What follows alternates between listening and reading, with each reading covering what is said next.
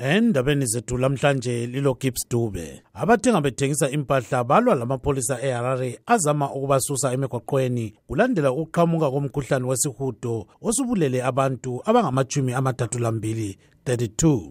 Umongameli Emmerson Mnangagwa ukhangelelwe ukuthi uzakwethekelela ilizwe leMelika lapho azangena khona umhlangano omkhulu wamazwe omhlaba wonke jikelele owe-United Nations General Assembly. Sizalethulela ngokugcweleyo ngokwenzakala ebantwini abathenga bethengisa impahla. Kambe udaba lwabathenga bethengisa emigwaqweni lwenziwa yikuxokozela kwezombusazwe yini? Ulive Talk lamhla kuhlelo lwabesifazana asihluzeni bomama sixoxa ngomkhuhlane wesihudo lokususwa kwabathenga bethengisa impahla emigwaqweni.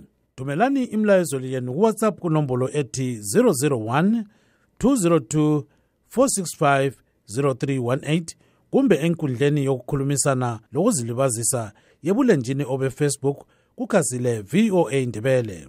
Lingakhuthwa ilezindaba lezinye ku Studio 7 ngo-7 ntambama lango 6 ekuseni kumakakasi athi 9:09 AM 4930 15580 laku 6080 kHz shortwave. Lingakhohlwa ukuthi siku WhatsApp la ku Facebook ku VOA Ndebele.